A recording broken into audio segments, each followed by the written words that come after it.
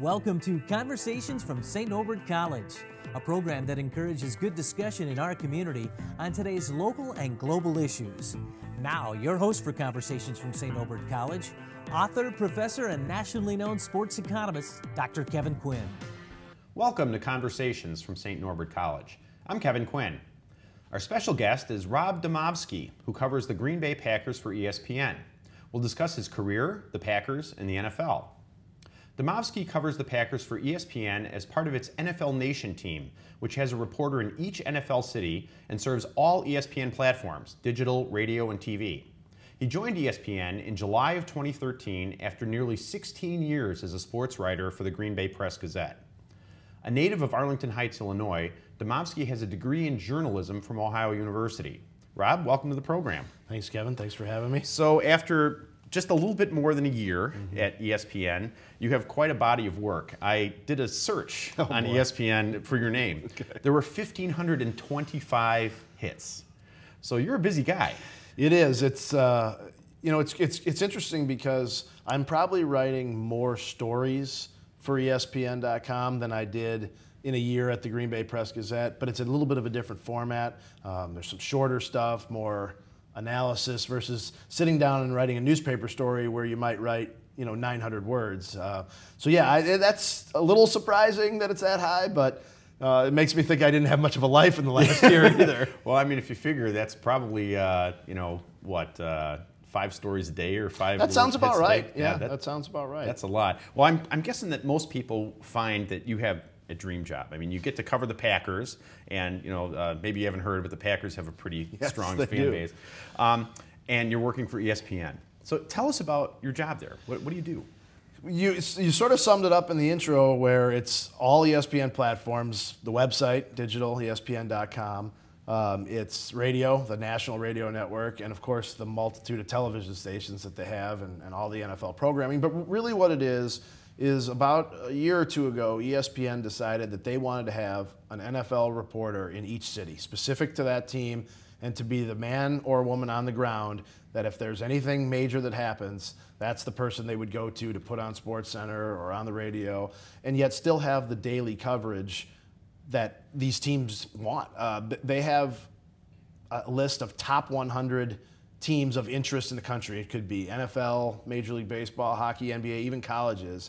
And all 32 of the NFL teams are among the top 100 most interesting sports teams in terms of fan interest. So it's an insatiable appetite that ESPN has really capitalized on in terms of bringing local coverage to a national scale.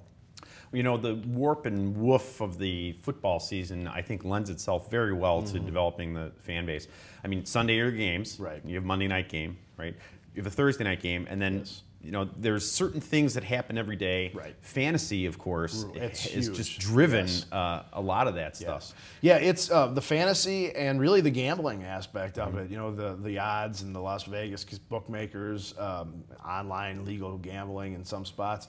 That's really driven a ton of what the NFL has become, and therefore there's this appetite for who we write about, what the subject matter is. And it's interesting a little bit at the ESPN level. Yes, we write about the centers and the guards and the defensive tackles, but really we write a lot more about the star players, the quarterbacks, running backs, receivers, and a lot of that has to do with fantasy football. People want to know, is Eddie Lacy going to be able to rush for 1,100 yards again this year? Is Jordy Nelson going to have 1,000 yards? How many catches is Randall Cobb going to have? And a lot of that is fantasy driven. Yeah, and to me, I'm a sports economist. I've looked at some of the stuff in fantasy. The scale of it is incredible. And before the football season starts, I mean, it's part of a right of the year, right? Yes. And we have at ESPN, we have the ESPN Insider, which is a paid service, and they do an unbelievable job at crunching numbers. Fantasy is one of their biggest. That's what drives a lot of those subscriptions, and they do just an unbelievable job at that. And really, I mean, it's because of the fantasy and the gambling aspect of the NFL. Yeah, and that's been going on forever. It has. I don't play fantasy football. Everybody says, "Boy, I bet you probably know everything and have a." I have a hard enough time keeping track of the Packers, let alone the rest of the league. And as long as we're on the topic of fantasy football, I think it's really interesting that fans draft these players to score touchdowns. The coaches don't care who's going to score. They just want to get in the end zone. You know, I mean, I find that whole dynamic of fantasy football interesting because the coaches and the teams don't care who scores as long as someone gets in the end zone. Well, actually, I've kind of looked at some of this. Fantasy football is almost the ultimate random number generator. Because, I mean, you figure there's about 12 possessions per team per game. There's about 5 Unless plays. you're the Philadelphia Eagles and they want to have like 20, right? Yeah, but for the most part, that isn't it. And the difference between a first down and not getting a first down is any one of 22 players doing something good or something not so good on the field. And most games are a few points different. I think the average difference is 3 points, and that's it. So the idea that once you get beyond maybe a few players who you pretty much know, if they don't get hurt. Right. I'm thinking of the year I drafted Tom Brady, and he got hurt. And Matt Castle led him to in about 1 minute into the season, he got hurt. Right. But it's just a random thing. Well, what's your typical day like? During the season? Well, I mean, right now, in the training camp and getting into the regular season, they're long days. The team will, on a typical Wednesday, which is really the start of the NFL week in terms of preparation for the next game, the team will practice at 10 o'clock in the morning, and the reporters are allowed to watch a part of practice in the regular season, not all of it. There's certain things they don't trust us not to give away, the competitive secrets, which NFL coaches, we could have a whole other show on how paranoid they are about scheme and personnel getting out. And then after practice, Coach McCarthy will have a press conference. The locker room will be open to the media for about 45 minutes. On some days, assistant coaches are available. That's the actual physical part of the schedule of it. But as far as my coverage on ESPN.com goes, I like to have a nice rhythm to it. You mentioned the 1,500 stories. What we like to do as a website, and really it's more of a running conversation format. If you look at each team page, you can scroll down and see each. It's not just one story per page. You can sort of scroll through everything. And I look at the Packers page as sort of a running conversation throughout the day on what's going on. I'll have a post in the morning, sort of wrapping up everything that happened yesterday, looking ahead to today, even linking to other media sites that may have written interesting stories.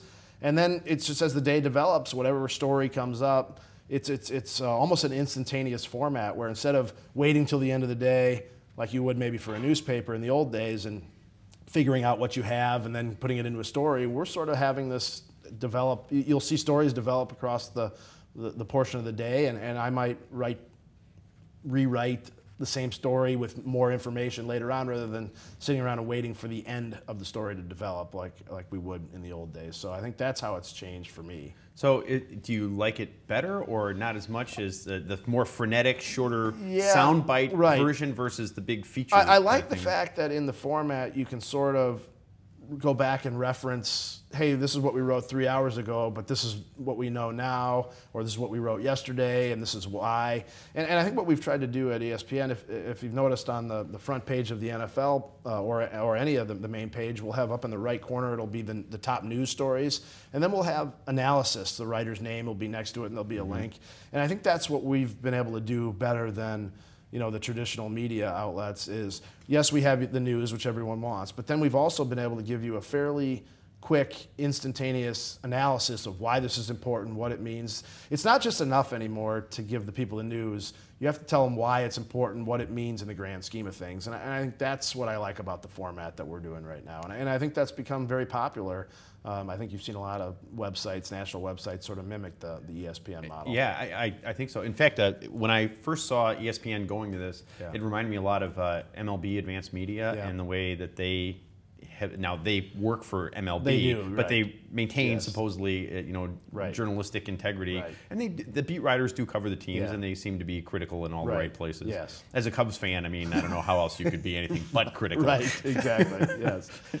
Every team's entitled to a bad century. And that's interesting too, that even though all the NFL teams now have their own writers. Now it's different. They strictly work for the team, and they're under the team control. So you're not going to get all the story all the time. But the dynamic of, I'd be curious to know, you'd probably know better than me, how many fans actually go to the team website for news. I don't know what the studies show on that, or if they've even done it yet. But do the fans go there for news and trust that they're getting the whole story, or do they go there for entertainment purposes? You know, I would guess they go there for entertainment purpose, especially because if you're looking to get a positive sort of thing. Right. The other thing, I think that, you know, there's, especially younger fans are pretty savvy, and I think sometimes they'll go to the team website to hear what the team side of the story is. Sure, that could be, yeah. Because you're talking about a fan base, you know, that has the Twitter feeds of everybody, and as you know, the bigger players have people managing their Twitter feeds, the smarter ones do anyway. So that's a case. So how is it different being a beat writer the way you're a beat writer now versus being, you know, with the Press Gazette, which, by the way, has a long history with the Packers, and not always being the most objective. Yeah, I think, well, we tried to change that and try to be, you know, objective, but you know, I think the fact that the team in 1919 was founded in the Press Gazette building will always stay with, you know, the long-standing people that know the history of the team will always wonder, you know, what the arrangement is there. But I can say that in the 15, almost 16 years I worked there, we were never told that we couldn't write, you know, this story or that story. But really, it's changed a little bit for me in that rather than working closely with a great group of reporters where you sit in an office, to me, I work remotely. I mean, ESPN headquarters is in Bristol, Connecticut, and I've been there twice in a year, which is a lot different than going to an office every day. So you sort of rely. I'm working on my own a little bit more, but yet we have this massive resource bank that is just incredible. Any statistic that you want, you email them, and they have this research department called ESPN Stats and Information that is just incredible. So there's differences, but really, the way it is now with newspapers, you know, they're concentrating on the websites more than the print product anyway. So it's really not all that different, other than the resources are a little different, and you know, ESPN, we just have this massive bank of people to help out with all kinds of stuff. But it is different from, just personally, it's different working remotely than being in an office every day. Well, covering the Packers for all these years, I mean, the time you've been with the Packers has been a time of nearly unprecedented success. I mean, in the NFL, there's so many things that are stacked against you. Right. But yet the Packers, year after year after year, I think in the last 20 years, they've maybe had 2 losing seasons or something like that. Yeah, the 4-12 season of 2005, and I believe the Aaron Rodgers 6-10 in his first year as a starter. Yeah. The only 2 that I can think of. I mean, that is incredible. Of course, they've had 2 of the best quarterbacks in the history of the game. Yes. I mean, I think you could make a pretty good argument that Aaron Rodgers will be among the top 3 or 4 by the time he's done. Maybe not in the gaudy stats, but just in getting things done. Why have they been able to do this? What's the secret? First of all, I think you have to go back to look at where they were in the 80s and why they were bad. The executive committee, it's a unique, I hate to use the word unique because I think it's overused, but I think in the NFL, the Packers are unique in that they don't have the owner, they have the stockholders. The executive committee, I think in the 80s, had too much involvement in football. And you had local businessmen who really didn't know what they were doing with football. And Bob Harlan came in as president and said, we've got to get football people to run football, and we'll run the business side of it. And separating those two, I think was, you know, there's a lot of things that probably saved this franchise, but Bob Harlan and the decision to separate football, hire Ron Wolf as general manager, and let him, you know, do it. It was really, I mean, everything that came after that, you know, from trading for Brett Favre, hiring Mike Holmgren, and, you know, on to Rodgers and Ted Thompson and McCarthy, all that was a product of Ron Wolf coming in and starting this thing. So I think you have to look at that as the starting point for the rebirth of this team. And it was interesting at training camp this year, Wolf, he likes to come by and you know, watch practice, but he also likes to talk to the reporters, which when he was the general manager was one of the hardest, most intimidating guys to deal with. I mean, it was borderline like Bobby Knight, you know, not that he was abusive, but he was just that much of he was very intimidating. And now that he's out of it, he couldn't be more engaging, and he's one of my favorite people to talk to. But we were standing there talking, and basically I asked him, I said, what would have happened to you guys if you guys would have never gotten Brett Favre, if the Falcons didn't trade him? And he just shook his head and goes, we may not even be here. You know, I mean, that's how much, I still find it hard to believe that the Packers would have picked up and moved somewhere else, but they needed something at that point to save their franchise or give it some sort of a rebirth, just like it needed, you know, when Lombardi came here. And you know, I think those it's sort of been a repeat pattern, where when they've had strong football people, they've been good. When they've had business people or non-football people trying to run the organization, they've had those dips. So if they hadn't made that Brett Favre trade, Yeah. we in July would have been at the Jerry Glanville induction ceremony. I wonder though, would Jerry Glanville have ever been able to get out of Brett Favre what the other guys did? So I mean, I think that they needed each other. The Packers needed Favre, and Favre needed a guy like Mike Holmgren and Steve Mariucci and those early coaches that he had. I had an opportunity to ask Ron Wolf a few years ago. You signed, I think it was a $55 million deal for the Minister of Defense. Yes. I said, weren't you? I mean, that was a lot of money back then. It was, and it was one of the first. I mean, the NFL didn't really know free agency that Right, well. right. And I said, weren't you a little worried that this wasn't going to work out? Oh, no, he wasn't worried at all. He will never tell you if he was. Yeah. I'm thinking, wow, you got that's interesting. nerves of steel. Yeah, the Reggie White signing. Reggie said, "Why did you come to Green Bay? Because God told me to." But the Packers also offered the most money. Yeah. So. Well, God works in mysterious ways. Well, I want to talk a little bit about where you grew up and how you wound up doing this, which is got to be one of the coolest jobs ever. So you grew up in the suburbs of Chicago. Yes. Right? I thought I was going to be an NBA player, but everybody who knows me knows I stopped growing at 5'8.5" or so. Spud Webb. Yeah. My first love was basketball, and but I always liked reading newspapers. I always liked the notes columns of newspapers. The tidbit stuff. I would read I grew up reading the Daily Herald in Arlington Heights. But my dad worked in the city, so he would bring home the Tribune and the Sun-Times. That was when they had afternoon editions, and he was in the investment business, and he would always get the final paper for the stock stuff. And so I would read the Daily Herald in the morning and the Chicago papers when he came home off the train in the evening, and just fell in love with the minutia of news, whether it was baseball, football, basketball, and thought, I'm never going to play sports at a high level, but how can I match the love that I have for sports with this desire for information? And really, I never even realized how, as I was reading newspapers, boy, this would be something great to do. I just sort of enjoyed doing it. And then next thing I knew, I was going to college for journalism, and kind of took off from there. But I've always liked news. I've always liked the idea of finding out information that nobody else knows. And I think ultimately you could talk about working for a newspaper, a website, TV, radio station, whatever it is. Ultimately our jobs is to tell people something they didn't already know. And I think that's, when you have new journalists or new people in this business coming in, I think sometimes they forget that. I think they forget that our job is ultimately to tell people things that they didn't know.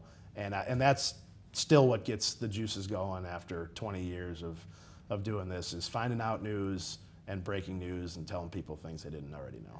Well, we were talking just before we went on the air here about the Sports Reporters, which was a television show in the Chicago area, and they had these grizzled old guys that would just talk for half an hour and smoke cigars. Yeah, exactly. They probably had a flask next to them. It was like guys sitting around a poker table, and it didn't have the fancy stuff that television has now, but at its roots, the Sports Reporters, the name of that show, is what those people were, and I think what everyone should be as they go into this business. I've seen too many young people come into to this business, and they put their headphones on, and they read Twitter, and they think that's reporting. I learned how to report by sitting in the newsroom and watching other veteran reporters break news.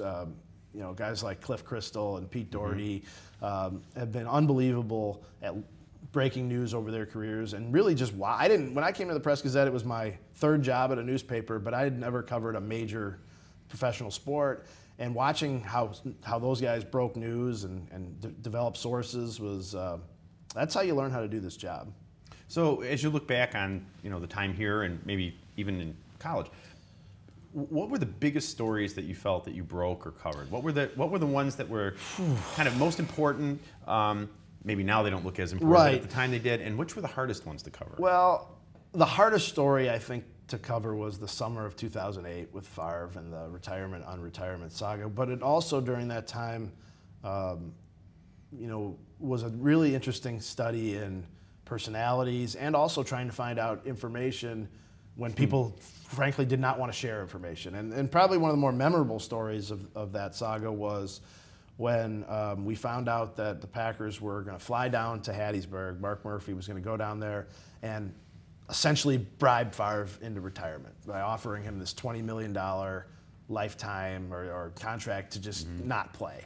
And Pete and I both worked that story hard, and I remember the phone call that broke, that confirmed that that's what they were flying down there for, and we were able to write, that definitively, that they were coming down there to bribe him, essentially. They will never use that term, but that was one of the more gratifying things to nail that story down.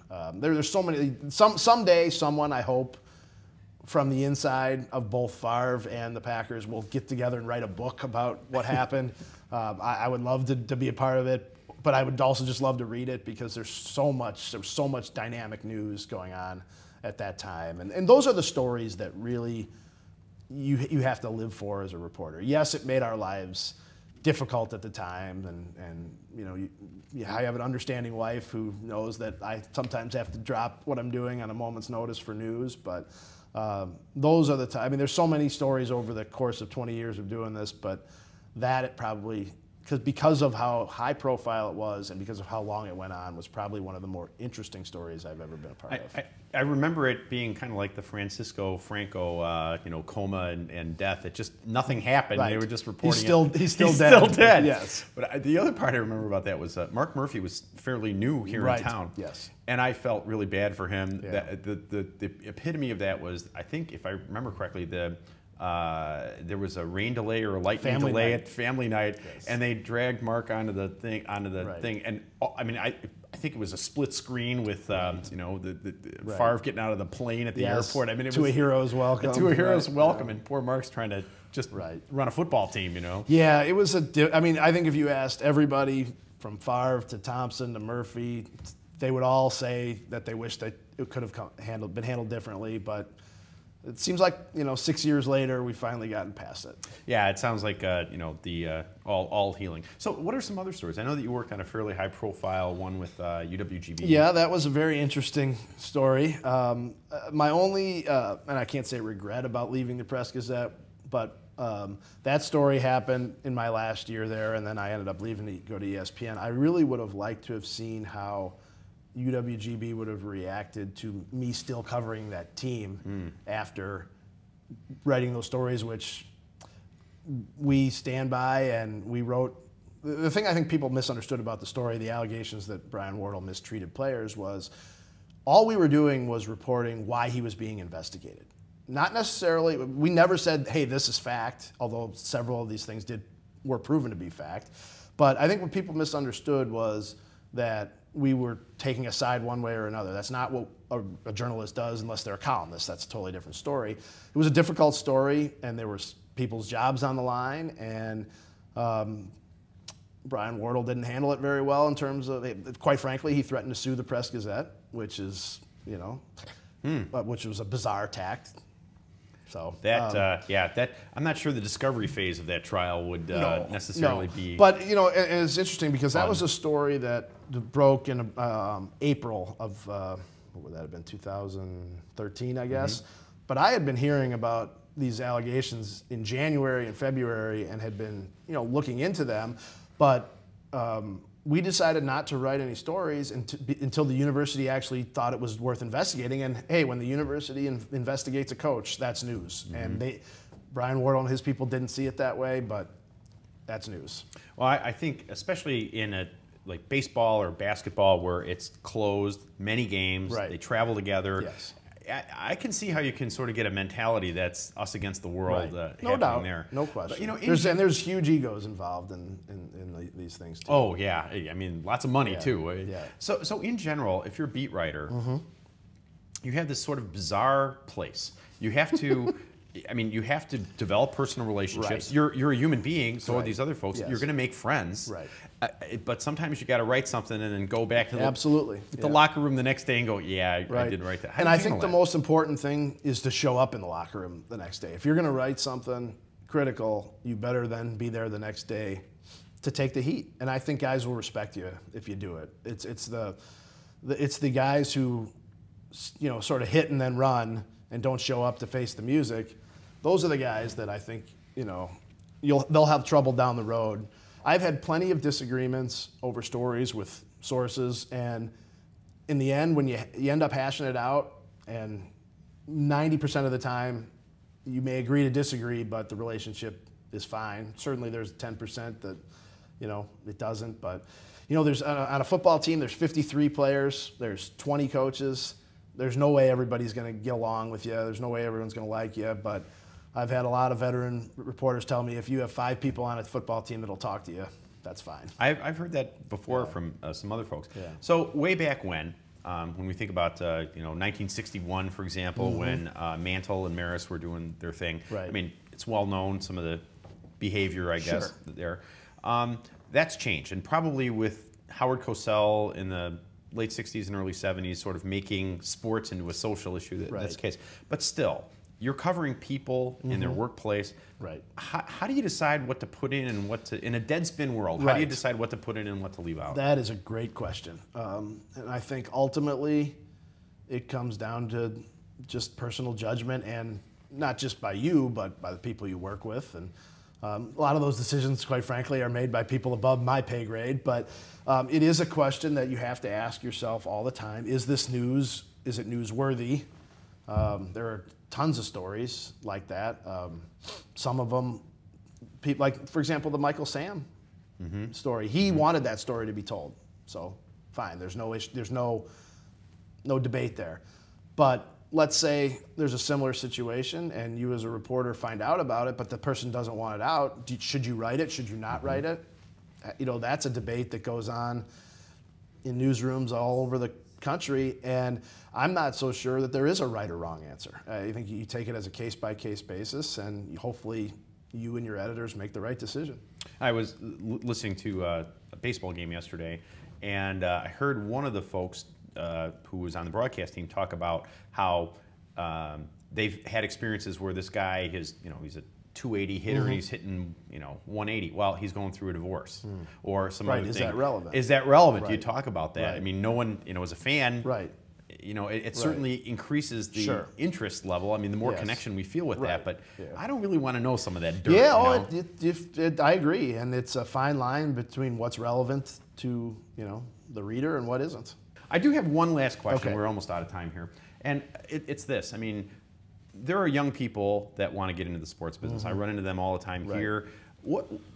Some of them are going to do it. Right. What's your advice to somebody who might get into that business? Well, it's a couple things. One, I went to college at a great school. I had a great journalism program, Ohio University, and I was with a group of people in journalism, and we all wanted to be sports writers. And of about the 10 or 12 of us, I think I'm the only 1 or 2 that's still in it. And it's because you have to be willing to go anywhere to start. I worked at a small paper in Ohio. I worked at a small paper in upstate New York, and then I came here before I got a chance to cover the NFL. And if you think you're going to go into this business and you're going to be at Sports Illustrated or ESPN or the Chicago Tribune or the Washington Post right away, it's probably not going to happen. So A, you have to be able to be willing to go to some out-of-the-way places to start. And B, it goes back to the news thing. We talked about news. The most important thing is not the style, it's the substance. Be a news reporter, have your eyes open, know how to find out information from people. You have to be able to communicate and talk to people. There's too many people that are afraid to pick up the phone and make a phone call and ask tough questions. There's afraid to go up to somebody, a stranger, and just start talking to them. If you can't do that, it's probably not the business for you. I like the Woody Allen line, is 90% of life is just showing up. And I think it is. It if is. You just show up, take any opportunity you can to do an internship or whatever. Yeah. Well, thank you very much. I really appreciate Thanks for having me, Kevin. the time. And I hope you've all enjoyed our show. Until next time, I'm Kevin Quinn. Best wishes for good conversations from St. Norbert College.